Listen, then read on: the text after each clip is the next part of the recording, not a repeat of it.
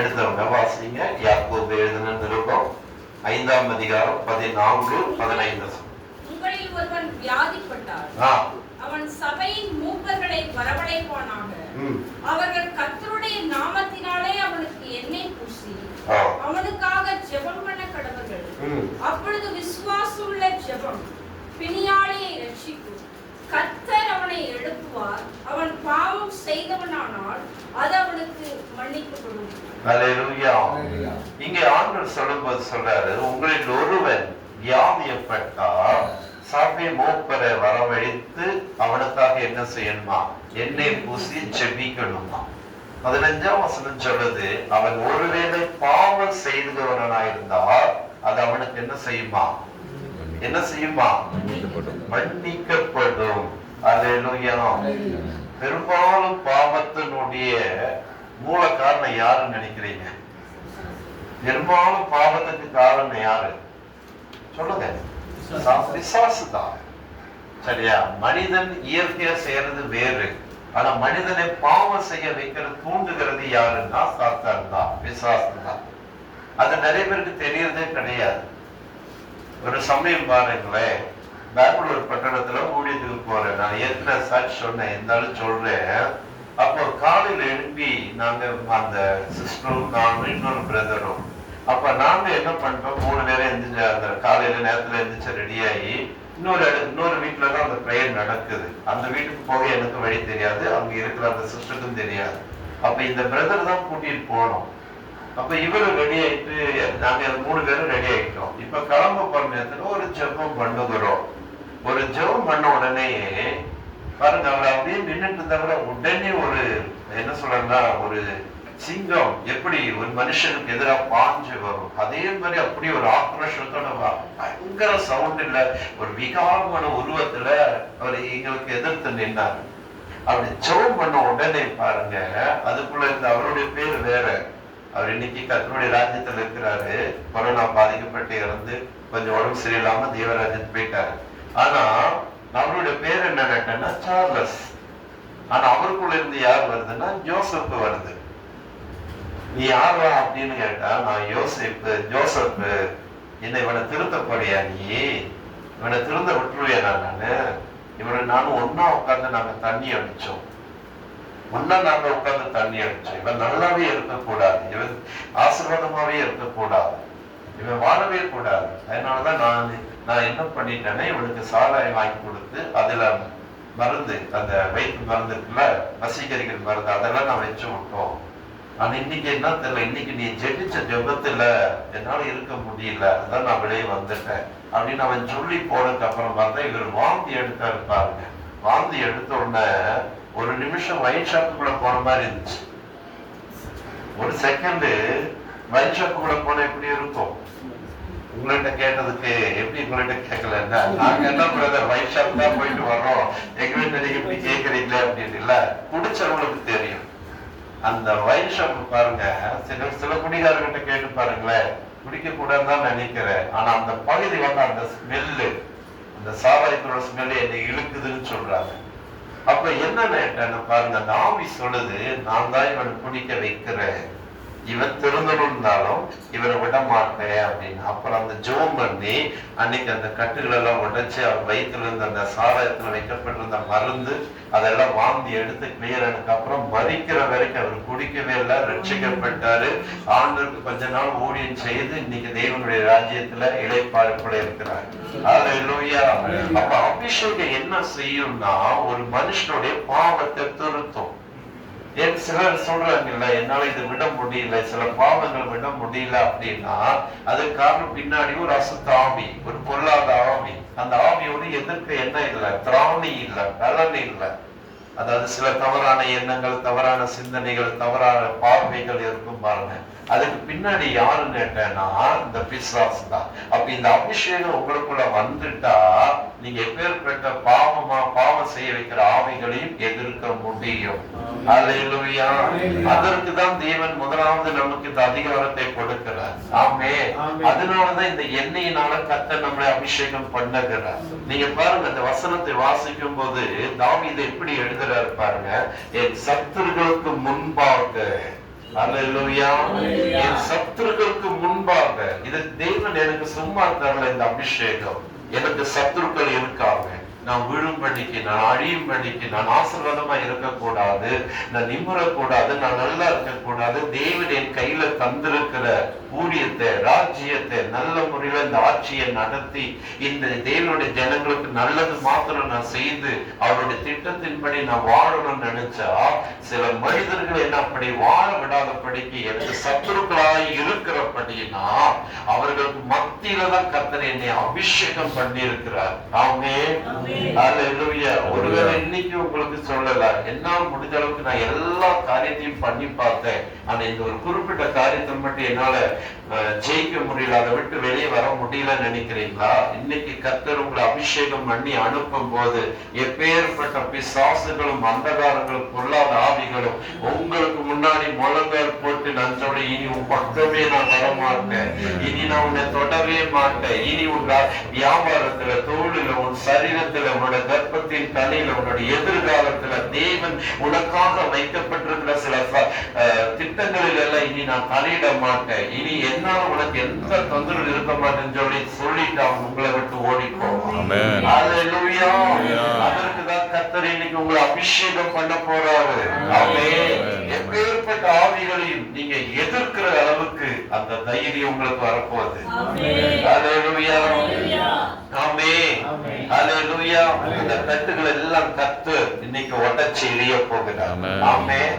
மாற்றங்களை கர்த்தர் உண்டாக்க போறார். அல்லேலூயா. ஆமென். நானும் என்னுடைய மகனும் நாங்க கடந்த நாள் ஞாயிற்றுக்கிழமை ஊழியத்துக்கு போனால, சிறுமுகையில போனால, அப்ப பாருங்க ஒரு சாட்சி பாருங்க. அவங்க சொன்னாங்க, பிரதர், அந்த சிஸ்டர், பிரதர், நான் எல்லா வாலிப பிள்ளைகளை போல 12 வயசுல 13 வயசுல பெரிய பிள்ளை ஆகல. நான் பெரிய பிள்ளை ஆகும்போது எனக்கு வயசு 28 வயசு. 28 வயசுக்கு தான் நான் வீட்டுக்கு தூரம் ஆகுறேன், டீனேஜ் அட்டம் பண்றேன். இப்ப என்னன்னா எனக்கு கல்யாணம் ஆயிட்டு, ஆனா எனக்கு என்னன்னா ஒரு அந்த ஓவரஸ்ங்கிறது ஒன் சைடு ஒர்க் ஆகிறது இல்லை. அதனால என்னால பிரசவிக்க முடியாது, எனக்கு கர்ப்பம் தரிக்காதுன்னு டாக்டர் சர்டிபிகேட்டே கொடுத்துட்டாங்க. நான் கேட்டேன், உங்க வீட்டுக்காருக்கு தெரியுமான்னு. தெரியவே தெரியாது, ஆனா அவரு இருக்கிறாரு தெரியாது அப்படின்னா. சரி, ஓகே, ரைட் அப்படின்னு. சரி, அப்படி இருக்க வாய்ப்பு இல்லைன்னு சொல்லி ஒரு டம்ளர் வாங்கி, ஒரு டம்ளர் தண்ணி வாங்கி ஜெபம் பண்ணி கொடுத்து ஜெபம் பண்ண உட்கார்ந்த. அவ்வளவுதான். ஒரு பொல்லாத ஆள் வந்து பொத்துன்னு விழுந்துச்சு, ஒரு கப்பு நிறைய வாங்கிட்டு எடுத்துச்சு. நீ யார் அப்படின்னு கேட்டா அது சொல்லுது, அது ஒரு பேர் சொல்லுது. லைன் போயிட்டு இருக்கனால அந்த பேரை சொல்ல நான் விரும்பல. சரி, அது ஒரு ஆவி பேர் சொல்லிட்டு அது சொல்லுது, 4வது படிக்கும் போது, நல்லா பார்த்துங்க, இந்த பொண்ணு 4வது படிக்கும் போது நான் உள்ள வந்தேன். இவ கூட படிக்கிற சில பிள்ளைகள் சேர்ந்து ஒரு ஜூஸ் வாங்கி கொடுத்தாங்க, அதுலதான் நான் வந்தேன். 4வது படிக்கும்போது. 4வது படிக்கும்போது எத்தனை வயசு இருக்கும்? 9 வயசு. 9 வயசு, கரெக்ட். இன்னைக்கு என்ன வயசுன்னா அவங்களுக்கு 38 வயசு. அப்ப அந்த ஆவியினால எத்தனை வருஷமா அவங்க இருக்காங்க? 29 வருஷம் ஆச்சா? 9 18 தானே? ஆமா. அப்ப பாருங்க, 29 வருஷம் அந்த ஆவியினால கஷ்டப்படுறாங்க. 4வது படிக்கும்போது நான் உள்ள வந்தேன். சரி, இப்ப நான் போறேன் அப்படின்னு. சரி, ஓகே, ரைட்னு சொல்லி ஜோமனி கட்டளை உடைச்சு விட்டேன். நான் என்ன நினைட்டேன்னா, அந்த பாஸ்டர் அம்மா இவங்களுக்கு நான் ஜோமனி கட்ட உடைக்கிறதுக்கு முன்னாடி அந்த பாஸ்டர் என்ன சொன்னாரு, ஐயா, இன்னைக்கு காலையில ஒரு 5 மணிலிருந்து ஒரு 6:30 வரைக்கும் நானும் இவங்களும் சேர்ந்துதான் சர்ச்சை சுத்தி சுத்தி சுத்தி நாங்க ஜெபம் பண்ணோம். எப்படி அந்த சிஸ்டரோட சேர்ந்துதான் இவங்க சர்ச்சை சுத்தி சுத்தி ஜெபம் பண்ணிருக்கணும். நான் கேட்டேன், இந்த கட்டோடத்துக்கு அப்புறம் ஏது இந்த சர்ப்பத்தோட சேர்ந்துதான் ஜெபம் பண்ணீங்களா? யோசிச்சு பாருங்க, காலையில 5 மணிக்கு இவங்க சொல்ற அந்த அம்மா பாஸ்டர்மா சொல்றாங்க, இவங்களும் நானும் சேர்ந்து இன்னைக்கு நான் அந்த சிஸ்டருக்கு ஜெபம் பண்றதுக்கு முன்னாடி சொல்றாங்க, இந்த சிஸ்டருக்கும் நானும் சேர்ந்துதான் அங்கங்க நாங்க போய் ஜெபம் பண்ணோம். ஒரு 5 மணிலிருந்து ஒரு 6:30 வரைக்கும் ஜெபம் பண்ணோம். இப்ப அந்த கட்டளை உடைச்சதுக்கு அப்புறம் நான் கேட்கிறேன், நீங்க யாரு கூட சேர்ந்து ஜெபம் பண்ணீங்க இப்ப தெரியுதா? பலி சர்ப்பம். அது சொல்லுது, நான் சர்ப்பம், நான் தான் இவன் எனக்கு வேணும், இவன் கலெக்டர் ஆகணும்னு சொல்லி படிக்க வந்தா, கலெக்டர் ஆகணும்னு உங்களுக்கு வாழ்ந்த நான் விடல. இனி அடுத்து இவன் ஊழியம் செய்ய போறா, விட மாட்டேன், அதுக்குதான் பிடிச்சேன். ஆனா இன்னைக்கு நீ வந்து கட்டளையிட்டதுனால நீ இவளை தொட முடியாது, இனி இவர்கிட்ட நான் வர முடியாது, இனி அவனுடைய ஆளுகை இவருக்குள்ள இருக்கிறபடி இனி இவளுடைய எந்த திட்டங்களுக்கும் தீர்மானத்துக்கும் நான் இனி தலையிட முடியாதுன்னு சொல்லிட்டு போயிட்டான். அல்லேலூயா.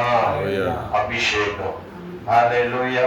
நான் என்ன சொல்ல வரேன்னா, அந்த பாஸ்டரும் அந்த சிஸ்டரும் சேர்ந்து ஜெபம் பண்ணாங்க. காலையிலே விடைபெற்றிருக்கணும்ல, காலையில 5 மணில இருந்து 6:30 வரைக்கும் ஜெபம் பண்ணியிருக்காங்க. அப்பவே அந்த ஆவி போயிருக்கணும்ல, ஏன் போகல? ஏறக்குறைய 1-1.5 மணி நேரம் ஜெபம் பண்றாங்க, ஏன் போகல? அபிஷேகம் இல்லாதனால. ஆமே. அபிஷேகங்கிறது ஊரை கேளு உலகமே கேளுன்னு சொல்லி அந்நிய பாஷையை பேசுறேன்னு சொல்லி கத்துறது அல்ல. ஆமே. தேவன் என்னமோ செவிடா இருக்கிற மாதிரி நம்ம என்ன கத்தி பேசினதான் அவருக்கு தெரியுங்கிற மாதிரி கத்தருக்கா இல்ல. ஆமே. முதல்ல புரிஞ்சுக்கணும், ஏன் என்ன ஆண்டவர் அபிஷேகம் பண்றாரு, ஏன் ஆண்டவர் எனக்கு அந்த அபிஷேகத்தை தர்றாரு, ஏன் எனக்கு அந்த அபிஷேகத்தை கத்தர் கொடுக்கிறாரு, இதை வச்சு நான் தேவனுக்கு என்ன செய்யணும், என்ன கொண்டு அவர் என்ன செய்ய விரும்புறாரு, இதை நீங்க புரிஞ்சுக்கிட்டீங்கன்னா இதனுடைய வேல்யூ என்னன்னு உங்களுக்கு புரியும். நீங்க பெற்றுக்கொண்ட அபிஷேகத்தினுடைய வேல்யூ எந்த இடத்துல போனாலும் கிடைக்காது. தேவன் தான் இது உங்களுக்கு தரணும். ஆனா தேவன் ஒரு நயா பைசா வாங்காம இலவசமாக நமக்கு தருகிறார். அல்லேலூயா. அதனாலதான் ஆண்டவர் இன்னைக்கு கட்டளையிட்டாரு, எல்லா மாசமும் முதல் புதன்கிழமை இனிமேல் இப்படியே நீ நடத்து. அல்லேலூயா. அதுக்கு அடையாளமாகத்தான் பக்கத்தில் சொல்றாரு. ஆமே. முதலாவது. ரெண்டாவது, ஏன் தேவன் நம்மளை அபிஷேகம் எண்ணெயினால அபிஷேகம் பண்றாரா? வாசிங்க. லூக்கா 10ஆம் அதிகாரம் 34வது வசனம். லூக்கா 10ஆம் அதிகாரம் 34. அவனுடைய காயங்களில் எண்ணெயையும் திராட்சரசமும் வார்த்து காயங்களை கட்டி அவனை தன் சுய வாகனத்தின் மேல் ஏற்றி சத்திரத்துக்கு கொண்டு போய் அவனை பராமரித்தான். அல்லேலூயா. ரெண்டாவது பாருங்க, எண்ணெய் வார்த்து என்ன செய்யறாரா? அவருடைய காயங்களை கட்டுகிறார். ஆமே. அப்ப ரெண்டாவது அபிஷேகம் என்ன செய்யுது? காயங்களை கட்டுகிறது. காயம்னா என்ன? நமக்கு ஒரு அடி, நம்ம நடந்து போகும்போது கீழே விழுந்த ஒரு அடிபடுதுன்னா அதுக்கு பேரு தான் காயம். வெளியரங்கமான காயம்னா என்ன ஆகும்? மருந்து போடலாம். நம்ம ஒரு ஹாஸ்பிட்டல்ல போய் டாக்டரை பார்த்துட்டு அந்த அடிப்பட்டதுக்கு மேல என்ன செய்யலாம்? காயம் போடலாம், அது ஆறிடும். ஆனா நிறைய பேருக்கு காயம் எங்க இருக்கு தெரியுமா? உள்ளுக்குள்ளதான். வெளியரங்கம் அல்ல, மனசுக்குள்ளதான் காயம். அது யாருக்கும் புரியாது, அவங்களுக்கு மட்டும்தான் தெரியும் அந்த காயம். அந்த காயத்துக்கு எந்த மருந்தும் போட முடியாது. அப்ப அபிஷேகம் என்ன செய்யும்? வார்த்தையால. அல்லேலூயா. ஆமே. அவர்களை ஆறுதல் படுத்துறதுக்குண்டான வார்த்தை உங்க வாயிலிருந்து வரும். அல்லேலூயா. ஆமே. ஒட்டஞ்சு போகும்போது, நொறுங்கி போகும்போது, அதாவது நிறைய நேரத்துல பாருங்களேன், என்ன தேற்றுறதுக்கு யாரும் இல்லை, ஆற்றுவதற்கு யாரும் இல்லை. மேலும் மேலும் எல்லாரும் என்ன செய்யறாங்க? குத்துகிறாங்க. ஏற்கனவே தீப்பட்ட காயம் போல காயம் இருக்கு, இதுல தேல் வந்து குத்துற மாதிரி சில காயங்கள். ஆனா இந்த அபிஷேகம் வந்துட்டா உங்க காயங்கள் எப்பேற்பட்ட காயம்னாலும் அது ஆற்றும். ஆமே. வேதம் சொல்லுது, சமயத்துக்கு ஏதுவாக கொண்டு வர வார்த்தை எப்படிப்பட்டதா? வெள்ளித்தட்டுல வைக்கப்பட்ட பொற்பழத்துக்கு சமம். ஆமே. அல்லேலூயா. ஏற்ற நேரத்துல சொல்லப்படுற வார்த்தைக்கு அல்லேலூயா. ஆமே. அல்லேலூயா. ஆறுதல், தேர்தல். ஒரு சமயம் பாருங்களேன், பெங்களூர் பட்டணத்துல ஊழியர் நடத்திட்டு இருக்கும் போது ஒரு தம்பி ஒரு பொண்ணு, அவங்க 2 கல்யாணம் பண்ணி வைத்தா, லவ் பண்ணி கல்யாணம் பண்ணிட்டாங்க. இப்ப கல்யாணம் பண்ணதுக்கு அப்புறம் அந்த பொண்ணு வீட்லயும் லட்சக்கணக்கான கடன் வாங்கியிருக்காங்க, இந்த பையன் வீட்லயும் கடன் வாங்கியிருக்காங்க. இப்ப இவங்க என்ன பண்ணிட்டாங்கன்னா, இவங்களுக்கு ஒரு டவுட், ஒருவேளை நான் கேரிங் ஆயிட்டேனோ, என்ன மாசம் ஆயிட்டேனோ அப்படின்னு அந்த சிஸ்டருக்கு ஒரு டவுட், அந்த பிள்ளைக்கு. அப்ப இவங்க என்ன பண்றாங்கன்னு ஒரு முடிவு பண்றாங்க, கடனை அடைக்கிற வரைக்கும் நமக்கு என்ன வேண்டாம், பிள்ளைகள் வேண்டாம், குழந்தை வேண்டாம் அப்படின்னு நினைக்கிறேன். ஒருவேளை எனக்கு ஒரு டவுட்டா இருக்கு, நான் அதாவது கன்சீவ் ஆயிட்டேனோ அப்படின்னு. சரி, எதுவாக இருந்தாலும் இன்னைக்கு அவங்களுக்கு தெரிஞ்ச ஒரு அக்கா தான் அந்த ப்ரேயர் அரேஞ்ச் பண்ணது. சரி, இன்னைக்கு அக்கா ப்ரேயருக்கு வர சொல்லியிருக்காங்க. ஒரு ஊழியர் வந்திருக்காரு, நல்லா ஜோம் பண்ணுவாரு, தரிசனம் வெளிப்பாடெல்லாம் சொல்லுவான்னு சொன்னார்ல, எதுக்கு அவர்கிட்ட போய் நம்ம நிற்போம் கேட்போம்னு சொல்லி வந்திருக்காங்க. எனக்கு இதெல்லாம் இன்னும் தெரியாது. நான் எல்லாருக்கும் ஜெபம் பண்ற மாதிரி அவங்க தலையில கை வச்சு ஜெபம் பண்ணுவோம்னா ஆண்டவர் தெளிவா சொல்றாரு. நானே ஆச்சரியப்பட்டேன், இவ்வளவு கரெக்டா சொல்லுவாரு. நான் சொன்னேன், உங்களுக்கு கல்யாணம் முடிஞ்சு எவ்வளவு நாள் ஆச்சுன்னு. கொஞ்ச நாள் தான். உங்களுக்கு ஒரு டவுட் இல்லை, நான் கன்சீவ் ஆயிட்டேனோன்னு ஒரு டவுட் இல்லைம்மா அப்படின்னா, ஆமா அங்கள் எனக்கு ஒரு டவுட் இருக்கு, நாங்க கன்சீவ் ஆயிட்டேனோன்னு ஒரு டவுட் இருக்கு. ஆண்டு சொல்ல, நீ கன்சீவ் ஆயிட்டேன், நான் உனக்கு தந்துட்டேன்னு சொன்னார். இப்போ ரெண்டாவது நான் கேட்கிறேன், இப்ப உங்களுக்கு பினான்சியல் ப்ராப்ளமா இருக்கிறதுனால இப்ப நம்ம குழந்தை பெற்றுக்க வேண்டாம், இது அபார்ட் பண்ணிடலாம், அபார்ஷன் பண்ணிடலாம் அப்படின்னு நினைப்போடு இருக்கீங்களோ அப்படின்னு. நான் அப்படியே நின்னாங்க, 2 செகண்ட் அப்படியே நின்னேன். இவ்வளவு தெளிவான சொல்லுவாரா பாஸ்டர் அப்படின்னு. நாங்க அந்த எண்ணத்தோட தான் வந்தோம் அப்படின்னு. எனக்கு மனசு இல்ல. அந்த பொண்ணு என்ன சொல்லிட்டு இருந்தா, எனக்கு மனசு இல்ல, கர்த்தர் முதல்ல கொடுத்தது. ஆனா இவர் சொல்றாரு, என்னால முடியாது, இப்ப இருக்கிற சூழ்நிலையில உன்னையும் பார்த்து, ஹாஸ்பிட்டலையும் பார்த்து, பிரசவத்தையும் பார்த்து சொன்னேன், என்னால இப்ப ஃபைனான்ஸ் சப்போர்ட் இல்லை, எனக்கு குழந்தை வேணும் தான், ஆனா இப்ப வேண்டாம் அப்படின்னு இவர் தான் சொல்றாரு. அப்புறம் அந்த தம்பியை உட்கார வச்சு அட்வைஸ் பண்ணி ஜெபம் பண்ணிட்டு அனுப்பி விட்டேன். அல்லேலூயா. கரெக்டா 9 மாசம் முடிஞ்சு 10வது மாசத்துல குழந்தை பிறந்தோம்னா அவங்க பொருத்தனைக்கு பொருத்தனை பண்ணி போயிருக்காங்க. என்ன பொருத்தனை எனக்கு தெரியல. அவங்க பேர் வச்சதுக்கு அப்புறம் தான் தெரியுது. 2 பொருத்தனை. பையனா இருந்தா லியோன்னு பேர் வைப்போம், பொண்ணா இருந்தாலும் அப்புறம் யோசிப்போம் அப்படின்னு. கடைசியில பார்த்தா பொண்ணா பிறந்துட்டு இனி இப்ப லியோன்னு பேர் வைக்க முடியாது இல்ல. அப்ப என்னன்னு சொன்னா லியோனான்னு பேர் வச்சுட்டாரு. மறுபடியும் ஒரு சோப்பு இருக்கு தெரியுமா, ரெக்ஸோனான்னு. அது மாதிரி இவங்க என்ன பேர் வச்சிருக்காங்க பாருங்க, லியோனா அப்படின்னு பேர் வச்சிருக்கிறார். அல்லேலூயா. எதுக்கு அதுன்னா, இவர் மூலம் கர்த்தர் இந்த தேவன் தந்த அந்த பொக்கிஷத்தை அழிக்க பாரு நேரத்துல ஆண்டவர் இவர் மூலமா இப்படி ஒரு வார்த்தை கொடுத்து இன்னைக்கு அழகாக ஒரு குழந்தை பெற்றெடுக்க கர்த்தர் உதவி செய்தபடி தேவனுக்கும் நன்றி. அதே சமயத்துல இவருடைய நாம் மறக்க கூடாது. அதாவது என்ன மறக்க கூடாதுன்னு சொல்லி என் பேருக்கு ரிலேட்டடா அந்த பேர் வச்சாரு அந்த குழந்தைக்கு. ஆமே. அப்ப அபிஷேகம் வரும்போது 2வது பாருங்க, காயம் கட்ட முடியும். வெளியே இருந்தா சிலருக்கு தெரியாது, நல்லாதான் பேசுவாங்க, சிரிப்பாங்க, சிந்திப்பாங்க.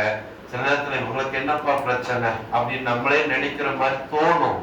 ஆனா உள்ளத்தை தேவனுக்கு தான் தெரியும். ஆமே. அல்லேலூயா. அப்ப அபிஷேகம் நமக்குள்ள வந்துட்டா நம்ம சொல்ற ஒவ்வொரு வார்த்தையும் அவங்களுக்கு ஆறுதலா இருக்கும், தேறுதலா இருக்கும், பலனுள்ளதா இருக்கும், தைரியமா இருக்கும். சிலது பாவம் செய்ய போறதுக்கு முன்னாடி அது தடுக்கிறதுக்கு ஏதுவாய் இருக்கும். ஆமே. அப்ப 2வது பாருங்க, இந்த அபிஷேகம் உங்க காயங்களை கட்டும். ஆமே. அல்லேலூயா. இன்னைக்கு உங்க காயங்கள் எல்லாம் மாறும். ஆமே. நீங்க என்ன நினைச்சு அழுது வந்தாலும் சரி, இன்னைக்கு தேவன் அந்த உள்ளத்துல இருக்கிற காயங்களை ஆற்றி சந்தோஷத்தோடு உங்களை நிரப்பி அனுப்ப போகிறார். ஆமே. தம்முடைய சமாதானத்தினால உங்களை நிரப்ப போறார். அல்லேலூயா. தம்முடைய மகிழ்ச்சினால உங்களை நிரப்பி நீங்க மற்றவங்களுக்கு ஆறுதலா இருக்கிற அளவுக்கு கர்த்தர் உங்களை மாற்றுவார். அல்லேலூயா. ஆமே. எனக்கு நானே ஆறுதல் இல்லை, எனக்கு நானே பாரம், நானே எனக்கு பாரமா இருக்கிறேன், ஏன்டா வாழ்றோம், ஏன் இருக்கிறோம், ஆண்டவர் சீக்கிரமே என்ன எடுத்துடக்கூடாதா, கர்த்தர் ஏன் இந்த உபத்திரத்துல என்ன விட்டுருக்காரு, நெருக்கத்துல விட்டுருக்காரு, கண்ணீர்ல ஏன் விட்டுருக்காரு அப்படின்னு சொல்லிட்டு சில நேரத்துல நினைக்கலாம். ஆனா ஆண்டவர் ஏன் இன்னும் உங்களை அந்த கண்ணீரிலும் கொள்ளக்காக்கிலும் உபத்திரத்துல வியாதியில வைக்கிறது தெரியுமா? என்ன காரணம் தெரியுமா? முதல்ல உங்களை தேற்றி உங்கள் மூலம் 1-2 பேருக்கு இல்ல, ஆயிரக்கணக்கான பேரை நீங்க தேற்ற போறீங்க. ஆயிரக்கணக்கான பேர்களை உங்க மூலமா காயம் கட்டும்படி கர்த்தர் செய்வார். அல்லேலூயா. இன்னைக்கு எனக்கு நானே ஆறுதல் இல்லை, பிறகு எப்படி நான் மற்றவங்களுக்கு ஆறுதலை கொடுக்க முடியும் நீங்க நினைக்கலாம். ஆனா இந்த அபிஷேகம் உங்களை வித்தியாசமா நடத்தும் போது, அல்லேலூயா, நீங்க பேசுற வார்த்தை, அக்கா நீங்க பேசின என் வாழ்க்கையில நடந்தது அப்படியே சொல்றீங்க. காரணம் நீங்கள் அல்ல, உங்களுக்குள்ள இருக்கிற அந்த அபிஷேகம். ஆவியானவர் அவர் கிரியை செய்யும் போது எப்பேற்பட்ட உள்ளங்களும் தேற்றப்படும், ஆற்றப்படும், தைரியம் கொள்ளும், பலம் கொள்ளும். அடுத்த லெவலுக்கு நம்ம போகணுங்கிற அந்த பாசிட்டிவான எண்ணத்தை கர்த்தர் கொடுப்பார். ஆமே. 2வது. 3வது பாருங்க, 3வது நான் சொல்லி முடிக்கிறேன். 3வது பாருங்க, மார்க் எழுதின சுவிசேஷம் 6ஆம் அதிகாரம் 13ஆம் வசனம் படி. மார்க் 6:13 படிங்க சீக்கிரம். அநேகம் பிசாசுகளை துரத்தி அநேகம் நோயாளிகளை எண்ணெய் பூசி சுத்தமாக்கினார்கள். ஆமென்.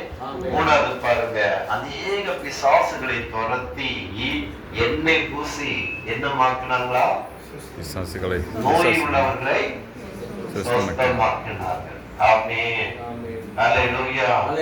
நோய் உள்ளவர்களை மூணாவது தேவனையே நமக்கு இந்த அபிஷேகத்தை தர்றாருன்னா, நிறைய வியாதிஸ்தர்கள் இயேசு சொன்னார் மத்தேயு 24ஆம் அதிகாரத்துல பாருங்க, உம்முடைய வருகைக்கும் உலகத்தினுடைய அடையாளம் என்ன? ஆண்டவர் சொன்னாரு, என் வருகைக்கு நான் உனக்கு தரிசனம் தருவேன், வெளிப்பாடு தருவேன், சொப்பனத்துல பேச அப்படின்னு சொல்லல. அவர் என்ன சொன்னாரு? பஞ்சங்களும் யுத்தங்களும் கொள்ளை நோய்களும் சொல்லுங்க, பஞ்சங்களும் யுத்தங்களும் கொள்ளை நோய்களும் ஆமென். அல்லேலூயா. அன்னைக்கே அவர் சொல்லிட்டாரு பாருங்க, 2000 ஆண்டுகளுக்கு முன்பே சொல்லிட்டாரு பாருங்க, கொள்ளை நோய். ஆண்டவர் சொல்லல, நான் சிலுவையில மரிச்சதுக்கு அப்புறம் இந்த உலகத்துல நோயே இருக்காது, வியாதியே இருக்காது, பலவீனமே இருக்காது. ஏன்னா நான் அதுக்காக தான் வந்தேன். எல்லா வியாதியும் பலவீனங்களையும் என் முதுகுல நான் சுமக்கிறதுனால இனி இந்த உலகத்துல நோயே இருக்காது, வியாதியே இருக்காதுன்னு சொன்னாரா? அப்போ அவர் சொன்னாரு, அநேக கொள்ளை நோய்கள். கொள்ளை நோய் என்ன? நோய் வருவதற்கே சாகடிக்கிறது தான். இந்த சமயத்துல கொரோனா அப்படிதானே வந்துச்சு இல்லையா?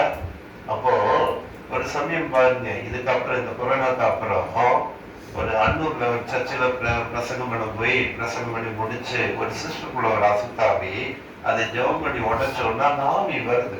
அதாவது கர்த்தருடைய கிருபையில நான் ஒருத்தருக்கு ஜெபம் பண்ணி உடைச்சேன்னா அது எங்கிருந்து வந்துச்சு, ஏன் வந்துச்சு, அதோட பேர் என்ன, அதோட இது என்ன, அந்த மாதிரி எல்லாம் சொல்லிதான் போகுது. அது தேவன் எனக்கு மேல வச்சிருக்கிற கிருபை தான். நானும் ஒன்றும் ரிஸ்க் எடுக்க வேண்டாம். அதுவே நான் இந்த இடத்துல இருந்து வந்தேன், இதுக்காக வந்தேன், இப்படி வந்தேன், இந்த காரியம் தான் இத்தனை வருஷமா எப்படி இருக்கு, இதுலதான் இருக்கிறேன்னு சொல்லி அதுவே சொல்லிட்டு போகுது. அது தேவன் தந்த கிருபை. அப்ப அதே மாதிரி ஜெபம் பண்ணி உடைக்கும் போது அது சொல்லுது, கொரோனா வந்துருச்சு இல்ல, நான் ஒவ்வொன்னா எடுக்கிறத விட, தாவி சொல்லுது, நான் ஒவ்வொன்னா எடுக்கிறத விட அப்படி மாறி எடுத்துட்டு போயிட்டேன் பத்தியா ஜனங்களை. தாவி சொல்லுது, ஜனங்களை 1-2 அப்படி எடுத்துட்டு போகாம நான் வாரி எடுத்துட்டு போயிட்டேன் பத்தியா அப்படின்னு. ஆனா எனக்கு அது சொல்லுது, எனக்கு என்ன வேணும்னா அவரை நம்பி இருக்கிற ஒருத்தரை கூட என்னால தூக்க முடியல. ஆமென். சிலர் தேவனுடைய பிள்ளைகளுக்கு அது பாதிப்பு வந்துருச்சு, உண்மைதான்.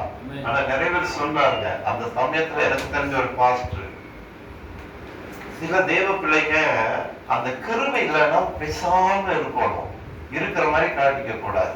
அந்த பாஸ்டர் அம்மாவுடைய தங்கச்சின்னு நினைக்கிறேன், அவங்க என்ன பண்ணிட்டாரு, அந்த பாஸ்டருக்கு கொரோனா வந்துருச்சு. இப்போ தனி வாரல குவாரண்டைன்ல போட்டுட்டாங்க. இப்ப இவங்க இந்த சிஸ்டருடைய தங்கச்சி போய் சாப்பாடு கொடுத்துட்டு சும்மா பார்க்கலாம்னு சொல்லி இப்படி எப்படி பார்த்துருக்கு வந்துட்டு வீட்டுல என்ன சொல்லிட்டு, இன்னைக்கு ஒரு நாள் தான், நீங்க ரெடி ஆயிக்கீங்க, நாளைக்கு நம்ம எல்லாம் அடக்கம் பண்ற மாதிரி உள்ள காரியங்களை குறிச்சு பேசிட்டு இருக்காங்க. அந்த பாஸ்டர் உடனே என்ன பண்றாருன்னா ஆட ஆரம்பிக்குது. உடனே எனக்கு போன் அடிக்குது. போன் அடிச்சுட்டு, பிரதர் உண்மையை சொல்லுங்க, நான் கலங்க மாட்டேன், தைரியத்துல நான் இழக்க மாட்டேன், பயப்பட மாட்டேன், சொல்லுங்க பாஸ்டர் நான் மிஸ் பண்ணிடுவேனோ, கத்தர் பாஸ்டர் எடுக்க போறாரா, என் வீட்டுக்கார் பாஸ்டர் கத்தர் எடுக்க போறாரா, நான் வேதனைப்படுவேன், சங்கடப்படுவேன்னு சொல்லி நீங்க என்கிட்ட மறக்கிறீங்களா அப்படின்னு கேட்டார். நான் சொன்னேன், எங்களுக்கு யாரு இப்படி சொன்னது அப்படின்னா, நான் என்னுடைய தங்கச்சி சாப்பாடு கொடுக்க போனாரு, அப்ப அவரை பார்த்துட்டு வந்து அப்படி சொன்னாரு. நான் சொன்னேன், கத்தர் எனக்கு அப்படி சொல்லவே இல்லை, யாரும் எதேதோ சொல்றேன்னு சொல்லி நான் சொல்ல முடியாது, அவர் திரும்பவும் வருவாரு, ஊழியம் செய்வாரு, அவருக்கு இன்னும் நாட்கள் இருக்குது, இன்னும் அநேக ஆத்மாதாயங்கள் பண்ணணும், அதனால இப்ப இதெல்லாம் இல்லை அப்படின்னாங்க. உடனே அவங்க அந்த பாஸ்டர் அந்த தங்கச்சிகிட்ட சொல்லியிருக்காரு, நான் நம்பக்கூடிய ஒரு தேவன், நான் நம்பக்கூடிய ஒரு தேவ மனுஷன், அந்த மனுஷன் மூலமா இப்படி ஆண்டு சொல்லிட்டாரு. உடனே தங்கச்சிக்கு அக்காவுக்கு ஒரு சவால், சரி பாப்போம்க்கா, நான் சொன்னது நடக்குதா இல்ல நீ நம்பிட்டு இருக்கிற அந்த பாஸ்டர் சொன்னது நடக்குதான்னு பார்ப்போம்ல. ஓகே பார்ப்போம் அப்படின்னா நடந்தது என்ன, அழகா போராண்டு முடிஞ்சு இன்னைக்கு அந்த மனுஷன் உயிரோடு இருக்கிறாரு, இன்னைக்கு ஊழியம் செய்யறாரு பெருந்துறையில. இன்னைக்கு சாட்சியா தான் இருக்கிறாரு. ஆமென். ஹalleluya. அபிஷேகம் பொய் சொல்லாது. ஆமென். அவருக்காக ஜெபம் பண்ண கர்த்தர் அதெல்லாம் எடுத்துட்டாரு. ஹalleluya. அப்ப அபிஷேகம் என்ன செய்யுது? அநேகருக்கு எண்ணெய் பூசி ஜெபிக்கும் போது நோய்கள் விலகும். நம்ம நினைக்கிறது என்னன்னா, டாக்டரே சொல்லிட்டாரு, பிளட் டெஸ்ட் பண்ணியாச்சு, என்ன ஸ்கேன் பண்ணியாச்சு, டாக்டரே சொன்னதுக்கு அப்புறம் நான் என்ன செய்ய முடியும் நாம நினைக்கிறோம். ஆனா டாக்டருக்கும் மிஞ்சின ஒருவர் தான் நம்மளை அபிஷேகம் பண்ணியிருக்கிறாரு. சிலருக்கு வியாதியோட பேரை சொல்ல தெரியாது, ஆனா கண்ணீராக செபிக்க தெரியும். ஆமே. அதுவரை இவங்களுக்கு இந்த வியாதி தான், இதை சொல்லி அந்த வியாதியோட பேரை சொல்லி கூட செபிக்க தெரியாது, ஆனா கண்ணீரோடு ஜெபிச்சேன்னா அற்புதம் நடக்கும். ஹalleluya. ஆமென். மூணாவது பாருங்க, நமக்கு ஏன் ஆண்டவர் அபிஷேகம் தர்றாருன்னா நோய்களை நம்ம குணமாக்கணும். ஹalleluya. வியாதிகளை நம்ம சுகமாக்கணும். ஆமென். கட்டுகளை உடைக்க பழகணும். ஹalleluya. எனக்கு அபிஷேகம் இருக்கு, வல்லமை இருக்கு, வெளிப்பாடு இருக்கு, தரிசனம் இருக்கு, தீர்க்கதரிசனம் இருக்கு. கர்த்தர் என்னோட முகமுகமா பேசணும் சொல்லுவதனால இல்ல, காரியத்துல காணணும், மக்கள் விடுதலை ஆகணும். ஆமென். ஹalleluya. ரொம்ப வருஷத்துக்கு முன்னாடி அப்பதான் ஊழியத்துக்கு வந்த புதுசு, சரியா? அப்ப அந்த வந்த புதுசுல என்ன நடந்தது அப்படின்னா, என் பேர்ல ஒருத்தர் முருகன், அவர் பேரு முருகன் தான், இந்த சர்ச்சைக்கு வந்துட்டே இருந்தாரு. ரொம்ப நாளா காணோம். ஒரு ஏழை குடும்பம், ரொம்ப ஏழை குடும்பம். அப்ப ரொம்ப நாள் காணாம நான் கேட்டேன், ரொம்ப நாள் ஆச்சு உங்களை பார்த்து. ஏன்னா அந்த சர்ச்சைக்கு ஞாயிற்றுக்கிழமை ஆராதனைக்கு வரும்போதெல்லாம் என்னை பார்த்து எங்கிட்டதான் ஜோம் பண்ணிட்டு போவாங்க. நான் ரொம்ப நாள் ஆச்சு பார்த்துட்டு, என்ன ஆச்சுன்னு சொல்லி சில நாட்கள் கழிச்சு வந்தாங்க. நான் கேட்டேன் என்ன ஆச்சுன்னு கேட்டேன். அப்ப அவங்க சொன்னாங்க, என்னால முடியல பிரதர், ஹாஸ்பிட்டல் போய் செக் பண்ண இப்படின்னு சொல்லிட்டாங்க. என்னன்னு சொன்னாங்கன்னா, அவர் ஹாஸ்பிட்டல்ல வயிற்று வலின்னு சொல்லி போயிருக்கிறாரு. அங்க போய் ஒரு ஸ்கேன் எடுத்து பார்த்தா நமக்கு நார்மலா ஒரு அளவுக்கு குடல் வளர்ந்துருக்கும், ஆனா அவருக்கு குடல் அரைவாசி தான் இருக்கு. அவருக்கு குடல் அரைவாசி, மீதி அரைவாசி குடலை அரிச்சு போயிடுச்சு. அப்ப டாக்டர் சொல்லிட்டாங்க, உங்களுக்கு குடல்ல கேன்சர், புற்றுநோய், சீக்கிரமா ஆபரேஷன் பண்ணணும், இல்லைன்னா உயிருக்கே ஆபத்துனார். இவருடைய வேலை என்னன்னா, இவர் டைலர், அந்த மிஷின்ல உட்கார்ந்துட்டு ஒரு பிளவுஸ் ஒரு ஷர்ட் தைச்சாதான் ஒரு வேலை சாப்பிட முடியும்.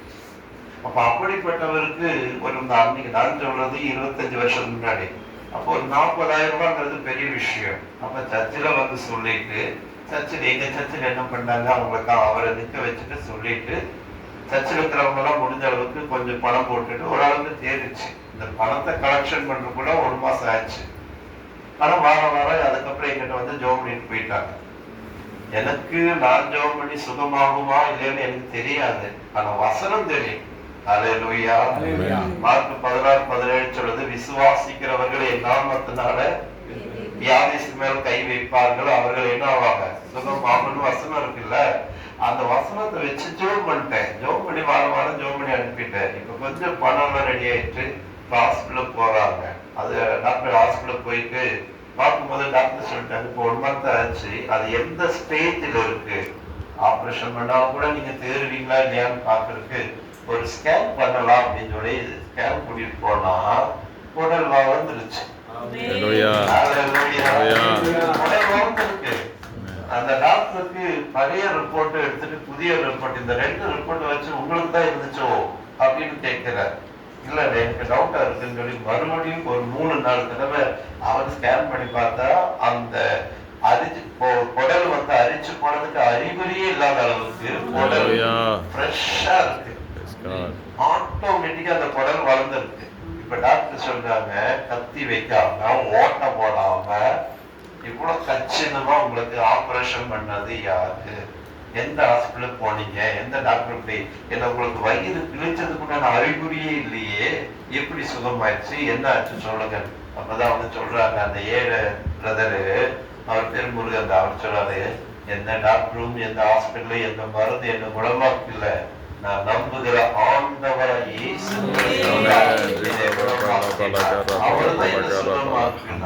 இயேசுதான் தெய்வம். டாக்டர் நீங்களும் இயேசப்பா நம்புவீங்க, பரவம் போவீங்க அப்படின்னு அவங்களுக்கு சூஷன் சொல்லிட்டு வந்தாரா? ஹalleluya. ஆமென். மருத்துவர்கள் முடியாதுன்னு சொல்லுவாங்க, ஆனா நமக்குள்ள இருக்கிற அபிஷேகம் முடின்னு சொல்லும். ஆமென். ஹalleluya. நேத்திக்கு முந்தானேத்து இந்த ஜெம் ஹாஸ்பிட்டல்ல எனக்கு தெரிஞ்ச பாஸ்டருடைய அண்ணன் பையன், அவருக்கும் கேன்சர் தான் கன்ஃபார்ம் பண்ணிட்டாங்க. அது இருக்கு மதுரையில ஏதோ ஒரு ஹாஸ்பிட்டல்ல கொஞ்சம் சீப் அண்ட் பெஸ்ட்ல ட்ரீட்மெண்ட் பண்ணான்னு போயிட்டாங்க. அவங்க என்ன பண்ணிட்டாங்கன்னா, அந்த கோர்ஸ் பழைய அந்த இன்ஜெக்ஷன் போட்டுட்டே இருக்கணுமா, ஒரு 14 நாளுக்கு ஒரு தடவை அதை செக் பண்ணி போடணும். இவங்க மிஸ் பண்ணிட்டாங்க, அவங்க தப்பா எழுதி கொடுத்துட்டாங்க. அடுத்து நீங்க இத்தனை தேதி வாங்கன்னு சொல்லி 2 வாரம் கழிச்சு வர வேண்டியதுக்கு 45 நாள் கழிச்சுட்டு வாங்கன்னு எழுதிட்டாங்க. அதுக்குள்ள என்ன ஆயிடுச்சுன்னா, ஃபர்ஸ்ட் வந்த புதுசுல 35 mm 35 mm இருந்துச்சா. அப்புறம் இவங்க கொடுத்த ட்ரீட்மெண்ட்ல 15 mm அது மாறிடுச்சு. இப்ப இவங்க தவறாக டெய்லி எழுதி கொடுத்ததுக்கு அப்புறம் இவங்க போனா ஃபர்ஸ்ட் இருந்த 35க்கு பதிலாக இப்ப அது 37 mm வளர்ந்துச்சு. இப்ப இவர் என்னன்னா, சாதாரண ஒரு 1/2 டம்ளர் தண்ணி குடிச்சாலே வயிறு வலிக்க ஆரம்பிக்கும். 1/2 டம்ளர் தண்ணி குடிச்சேன், அப்படியே வயிற்று பிடிச்சி இதா இருக்கிறாரு. இப்ப நான் போனேன், அல்லேலூயா, 1 மணி வரைக்கும் தான் டைம்னு சொல்லி அந்த பாஸ்டர் கிட்ட அடிச்சு பிடிச்சு போயிட்டேன். டிஸ்டன்ஸ் டைம் 1 மணிக்குள்ள போயிட்டு வரணும். போனேன், பார்த்தேன், அவன் சொல்றதெல்லாம் காதல வாங்கிட்டேன். அதெல்லாம் எனக்கு தெரியாது. அவரு என் கூட வந்துட்டாரு, அவருக்கு சுகமாக்குவார், நம்புறீங்களா அப்படின்னு. 1 டம்ளர் தண்ணி எடுத்தேன். 1/2 டம்ளர் குடிக்கிறதுக்கே முடியாது, வலிக்கும். நான் 1 டம்ளர் தண்ணி எடுத்து ஜெபம் பண்ணி கொடுத்தேன். நீங்க வாக்கு பண்ணியிருக்கீங்க, உன் வாயின் வார்த்தையில வல்லம் இருக்கும், நீ யாரு தொட்டாலும் நான் சுகமாகுவேன்னு இந்த வருஷம் எனக்கு வாக்கு பண்ணவர். அல்லேலூயா. இந்த வருஷம் எனக்கு வாக்கு பண்ணி இருக்கிறாரு. நீ சோர்ந்து போகாத, உடைஞ்சு போகாத, உன்னை குறிச்சு யாரு என்ன குற்றமாகவும் குறைய பேசினா அதை பத்தி கவலைப்படாத. ஆனா இந்த வருஷம் எப்பேற்பட்ட வியாதிகளையும் உன் மூலமா நான் சுகமாக்குவேன். நான் உன்னை கொண்டு நான் செய்யற காரியங்கள் சந்தோஷப்பட்டு இரு. குறை பேசுறவங்க, குறை சொல்றவங்க, குற்றம் சொல்ல, அதை பத்தியெல்லாம் நீ கவலைப்படாதுன்னு சொல்லியே வாக்கு பண்ணார். அப்ப விசுவாசத்தோட ஜெபம் வந்துட்டு எல்லாம் ரெடியா இருந்தது. நேத்திக்கு போன் பண்ணி கேட்டா, நான் நல்லா சாப்பிட்டுட்டேன்னு சொல்றாரு.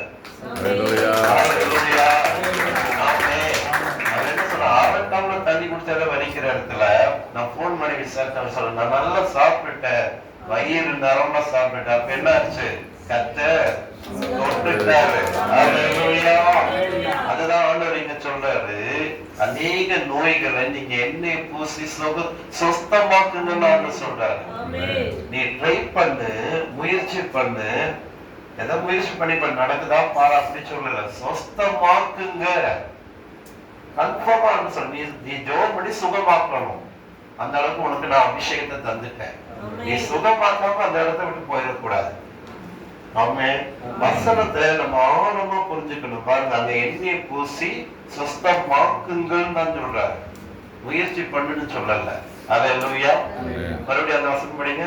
மார்க் 6ஆம் அதிகாரம் எத்தனை வசனம்? 13 17 17 தானே? அதான் 6:13. அநேக பிசாசுகளை துரத்தி அநேக நோயாளிகளை பூசி சொஸ்தமாக்கினார்கள். ஹalleluya. சொஸ்தமாக்கினார்கள். யாரு? சீஷர்கள். ஆமென். இயேசுவுடைய சீஷர்கள் யார் தெரியுமா? ஒருத்தர் MBBS, ஒருத்தர் MS, ஒருத்தர் PhD, மாஸ்டர் டிகிரி எல்லாம் முடிச்சவங்க. அப்படியா? வாழ்க்கை கூட ஸ்கூலுக்கு ஒதுக்காதவங்க தான். ஹalleluya.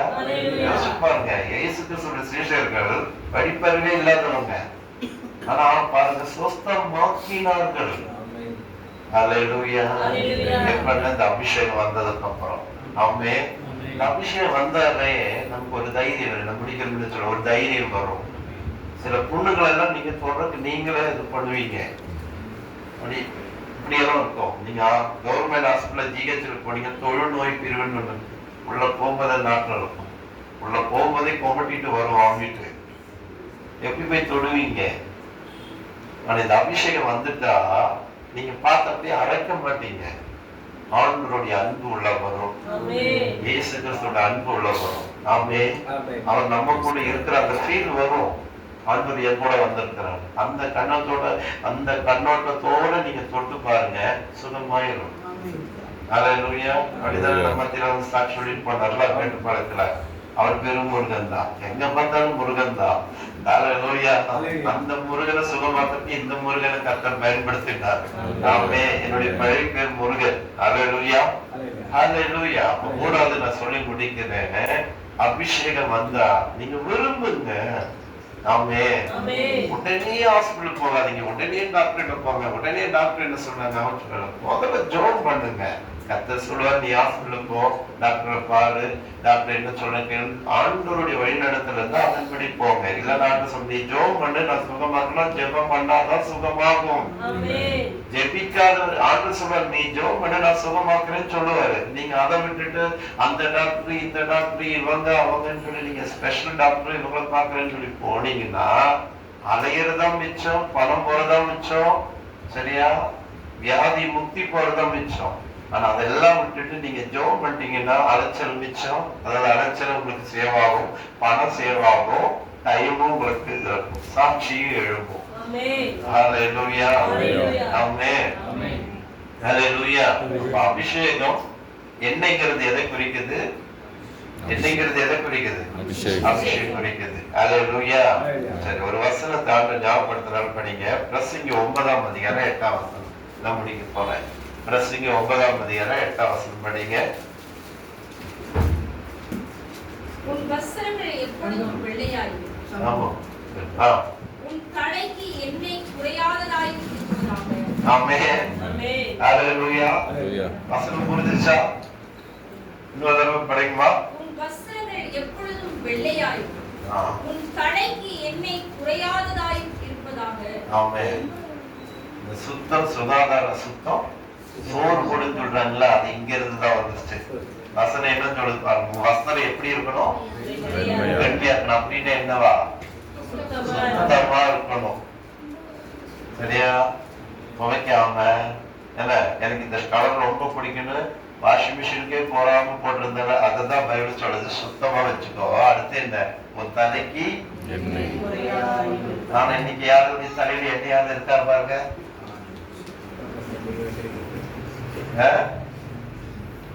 இவங்களுக்கெல்லாம் எண்ணெய் வைக்கணும்னா அப்படி தட்டி விடுது. ஆனா பைபிள் சொல்லுது, கர்த்தருடைய வார்த்தை சொல்லுது, தலைக்கு எண்ணெய் குறையாமல் இருப்பதாக.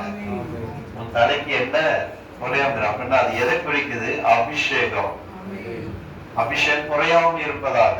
ஆமென். ஹல்லேலூயா. நம்ம தலைக்கு எப்பவுமே எண்ணெய் வைக்கணும். ஹல்லேலூயா. இன்னைக்கு நான் எண்ணெய் வச்சுதான் உங்களுக்கு ஜெபம் பண்ண போறேன். ஹல்லேலூயா. கர்த்தர் சொல்லுங்க, அந்த எண்ணெய் குறையாம இருக்குன்னா தொடர்ந்து ஒரு நாளைக்கு 2 நாளைக்கு ஒரு தடவை தலையில எண்ணெய் வச்சுட்டே இருக்கணும். ஆமென்.